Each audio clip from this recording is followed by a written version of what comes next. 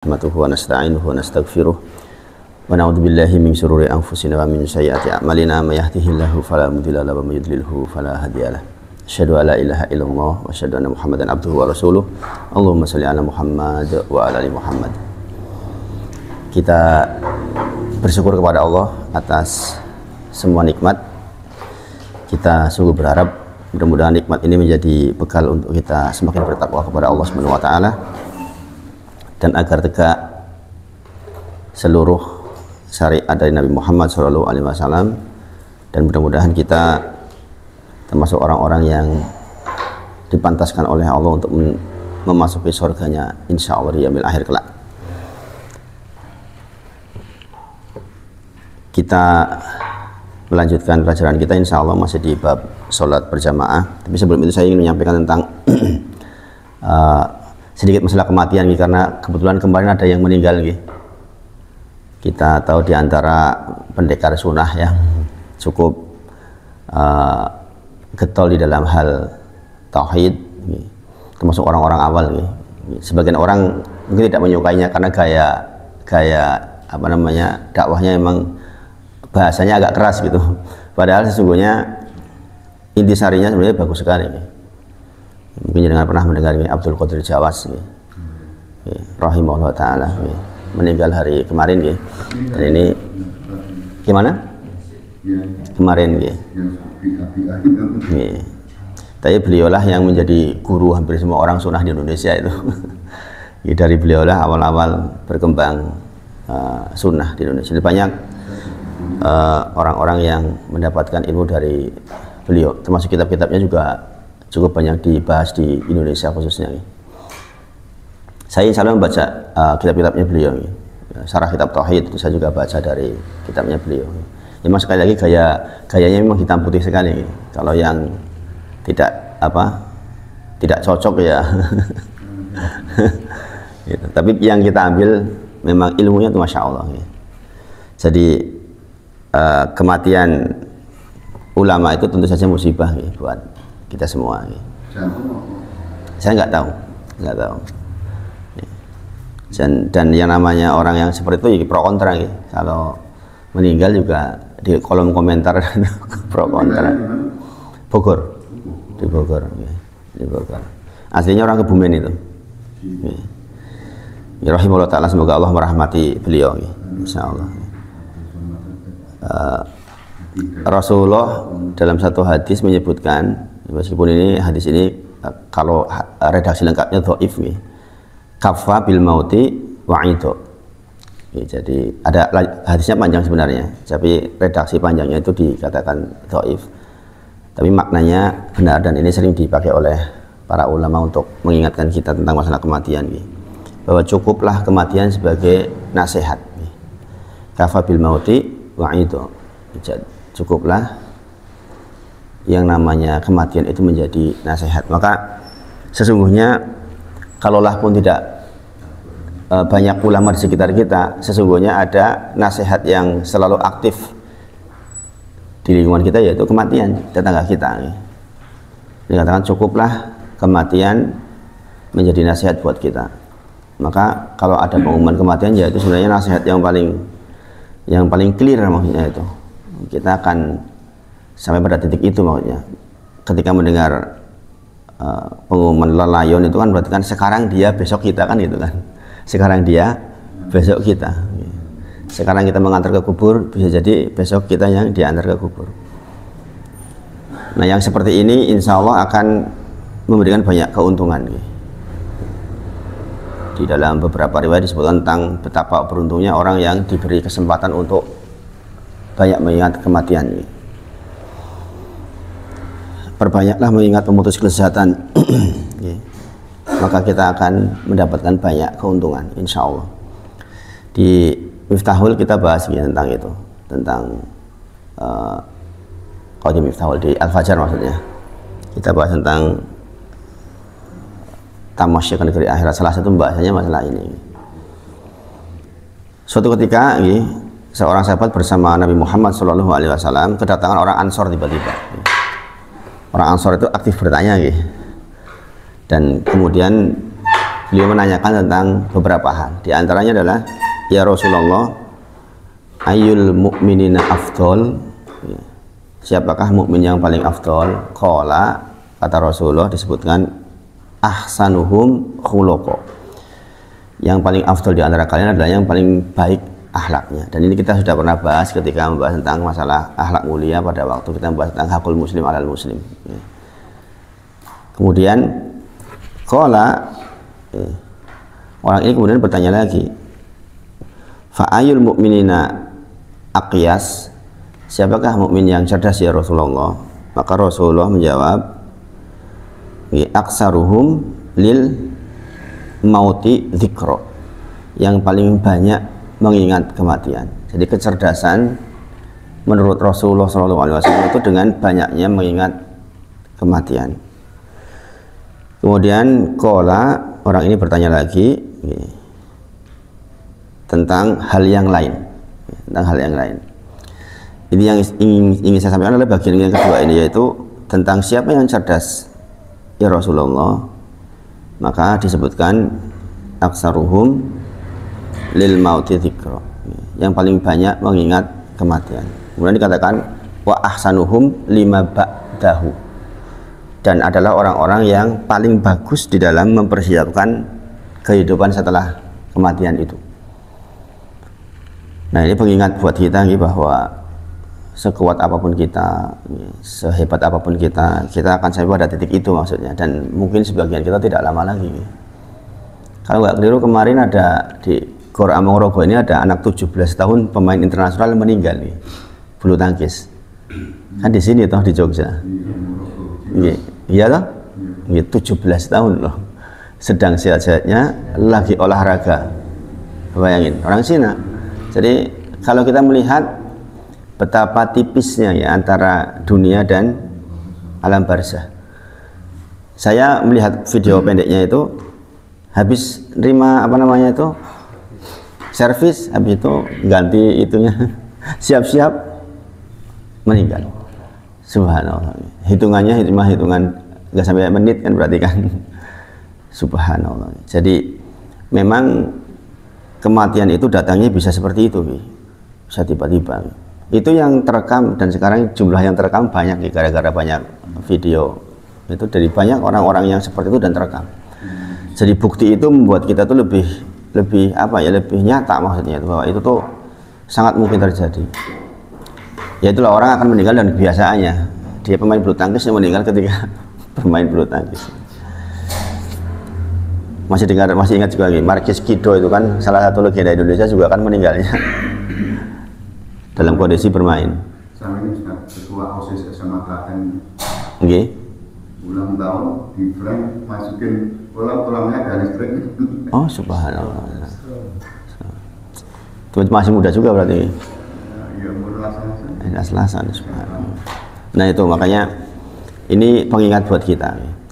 Disebutkan,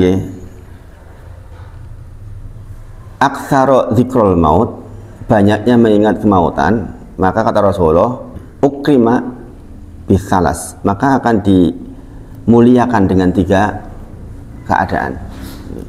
Jadi banyaknya mengingat kematian, maka dia akan dimuliakan oleh Allah dengan 3 hal. Yang pertama, takjilu taubat. Orang yang banyak mengingat kematian, maka dia akan menyegerakan bertobat. Dan ini logis, otomatis. Kalau orang tahu hendak mati kan otomatis dia akan memperbanyak tobat, menyegerakan bertobat. Padahal di antara syariat tobat itu kan, jikalau dia berdosa, hukumnya menjadi wajib bagi dia yang berdosa. Nah, padahal kita setiap hari memproduksi dosa-dosa, maka wajiblah buat kita untuk terus-terusan bertobat. Astagfirullah wa atubu ilaih. Kalau di dalam bentuk lisan, dalam bentuk perbuatan kita bisa sholat 2 rakaat, namanya sholat taubat. Sholat 2 rakaat. Ini sholat taubat juga salah satu sholat yang ada penyebabnya, sehingga jikalau berbuat dosa ba'da asar sampai maghrib yang secara asal untuk sholat mutlak nggak boleh, sholat taubat adalah salah satu sholat yang dibolehkan. Begitu kita berbuat dosa, kita istighfar, kita bertobat kepada Allah, langsung kita ambil air wudhu, sholat 2 rakaat. Ini boleh di waktu yang terlarang, karena saking pentingnya takjil tobat, saking pentingnya untuk menyegerakan bertobat. Dan ini biasanya diperoleh oleh orang-orang yang banyak mengingat kematian. Makanya sekali lagi ketika Rasulullah ditanya tentang masalah siapa yang akyas, iya orang yang banyak mengingat kematian, karena dengan itu dia langsung bertobat. Itu dimuliakan oleh Allah dengan keadaan itu. Ukrima bi salas. Kemudian dia akan semangat di dalam beribadah. Orang yang mengingat kematian otomatis akan semangat beribadah. Otomatis itu mau siapapun dia itu. Sebagaimana saya pernah ceritakan ketika kisahnya siapa itu, bandar narkoba itu, Freddy Budiman. Ini orang dikatakan orang jahat juga, kalau sudah hendak mati ya dia berubah jadi baik. Ya, normalnya kita juga demikian. Siapapun kita lah, gitu. Orang mau sejahat apapun begitu wedi mati, wedi tenan. Gitu. Kemudian yang ketiga, ridho bil qalil. Dia akan ridho dengan yang sedikit. Kenapa? Karena dia nggak memandang dunia itu lama, sehingga dia nggak butuh sanggup banyak-banyak amat gitu. Maka ini adalah kemuliaan, sehingga orang-orang ini dia tidak akan, dia nggak, bahagianya dia tidak dengan jumlah yang banyak maksudnya. Walaupun mungkin dia diberi kekayaan yang sangat banyak, tapi dia ridho bil qalil. Nah, ini sebuah keadaan yang sangat istimewa gitu. Karena tidak banyak orang diberi kelonggaran kemudian dia ridho dengan yang sedikit. Seandainya ini terpatri dalam diri setiap orang, maka ini luar biasa gitu. Sebagian orang diberi harta banyak, dia justru menjadi merasa sedikit karena dia kebutuhannya menjadi banyak. Padahal ciri di antara kemuliaan yang disebutkan oleh Rasulullah adalah ridho dengan hal yang sedikit. Nah, waman nasiya dzikrul maut, waman nasiya dzikrul maut, barang siapa yang lupa dengan kematian, maka u'tuliya bi salas, maka dia akan dihinakan dengan 3 hal pula. Sebaliknya yang tadi, jika mengingat kematian maka akan menyegerakan bertobat, maka jikalau kita melupakan kematian, otomatis akan taswif di dalam taubat. Taswif itu berarti menunda-nunda taubat. Alah engkaulah. Apalagi kita mendengar cerita mbah kita dulu 80 tahun loh umurnya, rata-rata mbah kita tuh 75 tahun. Oh, saya ini biasa isi selama tahun gitu. Jadi ada perasaan seperti itu. Maka dia akan taswif di dalam taubat. Dia akan menunda taubat, nantilah. Saya dulan-dulan di situ lah. Gitu. Ada perasaan seperti itu. Ada perasaan kita seolah-olah kan berumur panjang, padahal tidak demikian. Ya, data empirik terhadap mbah-mbah kita kan tidak selalu terjadi sama kita. Mbah kita mungkin 75 tahun, 73 tahun, kita belum tentu. Tapi sok kayak gitu. Sok kayak gitu. Biasanya nek keluarga aku matinya umur sakmene gitu. Ya kalau normal gitu, kalau normal. Kemudian yang kedua tentu saja dia akan tenggelam di dalam maksiat, malas beribadah. Dia akan malas beribadah. Apalagi kayak gini, musim dingin kayak gini. Kerasa banget gitu. Dingin nggak sih? Saya merasa dingin gitu. Dingin banget gitu. Ya, jadi misalnya biasanya jam 2:30 gitu, kita sudah bisa normal bangkit gitu. Kadang-kadang kalau musim kayak gini ya enggak disit lah, tambah setengah jam gitu. Ini. Tapi kalau kita mengingat kematian, lah ini hendak meninggal ya kita akan segera otomatis menyegerakan di dalam beribadah. Yang ketiga tentu saja sebaliknya, kita kalau lupa dengan kematian otomatis nanti akan tidak itu dengan yang sedikit, karena dia mikirnya saya itu masih hidup masih lama gitu, sehingga dia nggak akan itu dengan yang sedikit. Piye yang kok 5 tahun ngarep piye gitu. Manusia ini kadang-kadang saya punya rencana ini, mau bikin ini, sehingga dia tidak itu dengan yang sedikit. Maka orang-orang seperti ini akan berusaha menumpuk-numpuk apa yang dia peroleh. Padahal hampir semua rencananya kebanyakan sebenarnya gagal. Manusia itu orang merencanakan kebanyakan itu gagal. Bukan berhasil, karena terbatas oleh waktu. Itulah mengapa di antara syariat kita adalah ucapan insya Allah, gitu kan, untuk menjadikan kita itu sadar bahwa ada kuasa di luar kuasa kita, yaitu kuasanya Allah Subhanahu wa taala. Ada 6 ayat di dalam Al-Qur'an menyebut secara khusus insya Allah. Dalam kalimat lain ayasya Allah itu di dalam Quran surah Al-Kahfi ayat ke-23 24. Ketika Rasulullah ditanya tentang serombongan orang bertanya sesuatu, Rasulullah menjawab, datang ke sini besok pagi ya, gitu. Maka kemudian Allah peringatkan dengan, jangan kau sekali-kali mengucapkan akan melakukan itu besok pagi, kecuali dengan ucapan insya Allah. Gitu. Dan ini tanda keimanan kita, bahwa kita mengakui ada kuasa di balik semua rencana kita. Kita boleh berencana, tetapi kadang-kadang Allah yang pasti menentukan, bukan kadang-kadang pasti yang menentukan. Hal itu karena para ulama menyebut kalimat insya Allah ini kesadaran bahwa ada kelemahan baik di dalam diri kita maupun di luar diri kita. Di dalam diri kita, misalnya kita mau ke sebuah tempat, ternyata besok pagi kita sakit. Rencananya sebenarnya saya hari ini pamit ke Cilacap ini. Saya karena ada saudara datang dari Riau yang datangnya tuh 5 tahun sekali, yang dulu pernah ada di sini itu terakhir dulu ketemu ya itu. Terus ini pas pulang lama gitu pulangnya itu. Makanya kemarin semua keluarga juga menyempatkan pulang, saya juga pengen menyempatkan, cuma karena kendaraan lagi rusak, jadi saya mau dipinjami kendaraan sama salah satu jamaah. Bareng tak pikir ulang, aduh kok bawa kendaraan punya orang lain jarak jauh ya gitu. Saya akhirnya nggak jadi gitu. Saya bilang sama istri itu, nggak jadilah gitu. Bahwa ada apa-apa di jalan kendaraannya gitu, dan lain-lain pikirannya macam-macam lah gitu. Akhirnya memutuskan untuk tidak jadi gitu. Harusnya hari ini baru berangkat dari Cilacap lagi gitu. Nah ini kan kalimat insya Allah gitu. Karena ada yang dari dalam diri kita mungkin kita sakit, dari luar diri kita mungkin ada cuaca dan lain sebagainya membuat kita tidak bisa. Nah itu jadi semakin banyak mengingat kematian, maka akan dimuliakan oleh Allah Subhanahu wa taala. Sebaliknya, semakin lupa dengan kematian, kita akan dihinakan oleh Allah. Orang selalu dalam 3 keadaan ini sesungguhnya. Siapapun kita dimuliakan dengan 3 keadaan atau dihinakan dengan 3 keadaan itu. Maka kita memilih mudah-mudahan selalu bisa mengingat kematian, yang dengannya insya Allah kita menjadi orang-orang yang cerdas. Apa itu kematian? Kematian itu makhluknya Allah. Kematian dan kehidupan itu 2 di antara makhluk-makhluknya Allah Subhanahu wa taala. Kita ingat yang Quran yang ayat yang sangat terkenal ini. Tabarakalladzi biyadihil mulku wa huwa ala kulli syai'in qadir. Alladzi khalaqal mauta wal hayata liyabluwakum ayyukum ahsanu amala. Itu kan jelas banget gitu. Di situ dialah Allah yang telah menciptakan kematian dan kehidupan. Dan setelah itu kita akan diuji oleh Allah, siapa di antara kita yang paling baik amalnya. Jadi kehidupan dan kematian itu memang salah satu di antara makhluknya Allah. Makanya nanti kita tahu salah satu kisah yang sangat menakjubkan nanti di yaumil akhir. Kita semua akan mengalami itu. Ketika penduduk surga dan penduduk neraka sudah dipisah, maka kemudian didatangkan kematian. Makhluknya Allah bernama kematian.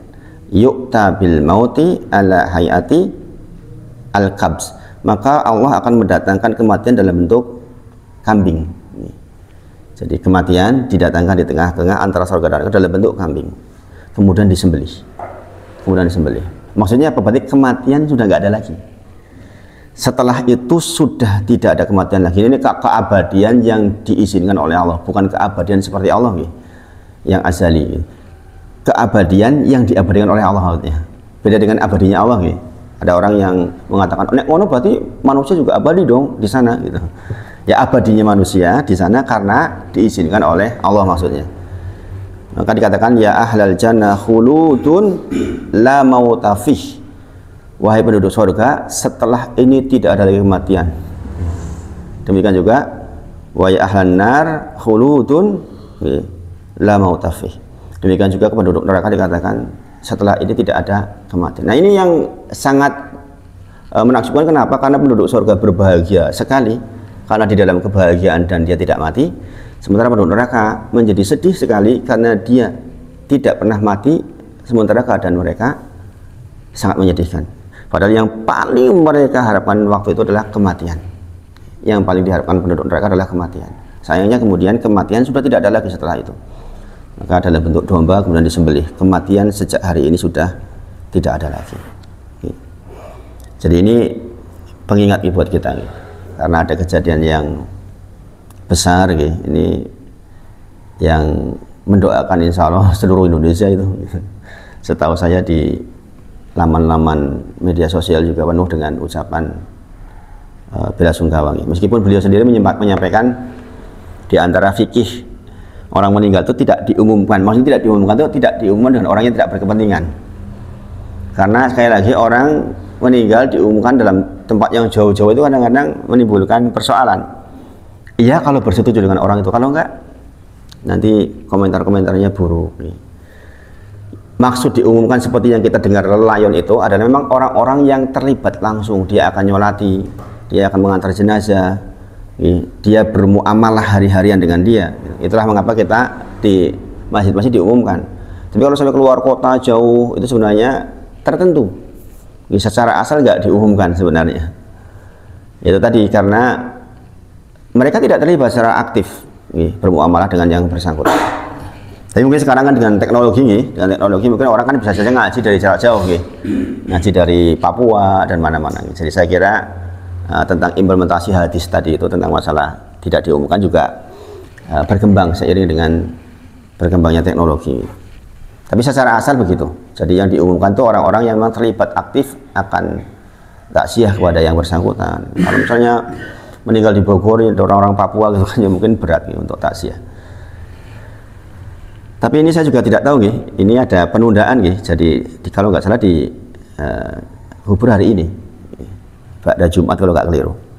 Saya tidak tahu kalau secara syariat kan seharusnya langsung karena kemarin masih siang tapi mungkin ada beberapa pertimbangan lain karena mungkin sebagian murid-muridnya mau taksiyah langsung mungkin, saya tidak tahu.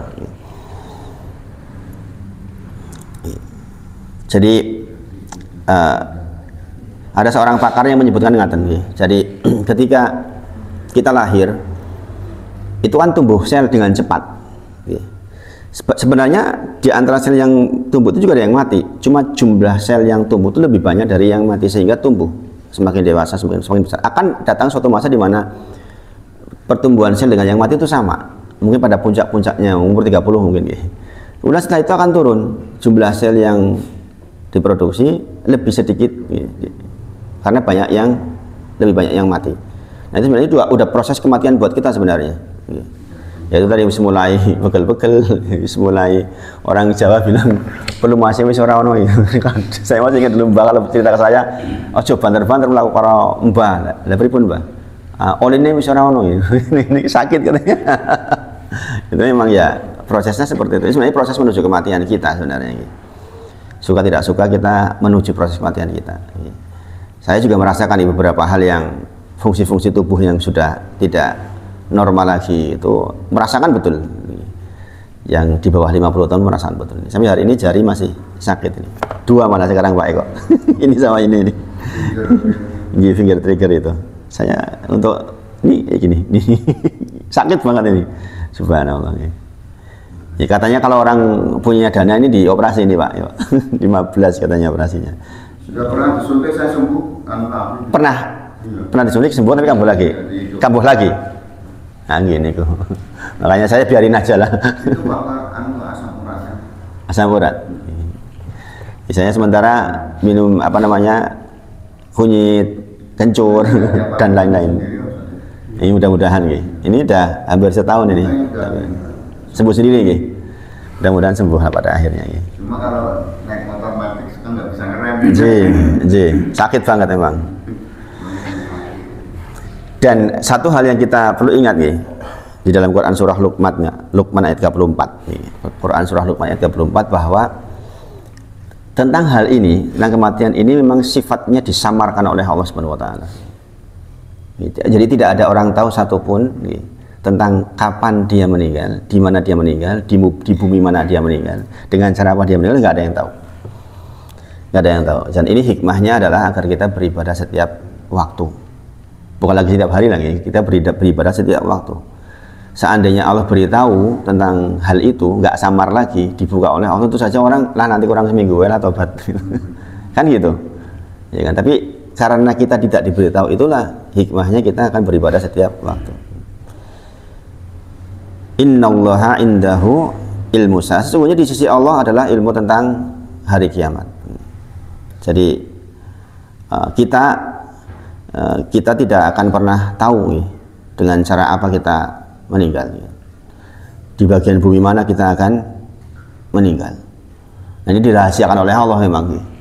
Dirahasiakan oleh Allah supaya kita banyak beribadah. Itu intisarinya supaya kita banyak beribadah sebenarnya. Maka mudah-mudahan pelajaran dari kematian salah seorang ulama menjadikan kita sedikit menghela nafas ini. Kemudian kita berdoa kepada Allah dan meminta agar kita dimudahkan di dalam beribadah. Rehat seperti itu dalam satu waktu itu penting banget itu. Penting banget. Apalagi kalau di sela-sela lagi menghadapi problematika dunia macam-macam. Itu insya Allah akan meredakan banget itu. Meredakan kekhawatiran gitu, supya itu kan. Kalau sudah ingat mati itu langsung bablas hilang gitu. Ya, kita memikirkan ini itu ternyata ada garis yang sedang kita tuju kan. Bisa jadi sangat dekat gitu. Bisa jadi sangat dekat ya. Maka saya juga sama istri kadang-kadang kalau menjelang tidur itu yang dieling-eling itu gitu. Kalau malam ini kita tidak bangun lagi gitu, kita serahkan anak-anak kita kepada Allah Subhanahu wa taala. Kita benar-benar mintalah kepada Allah.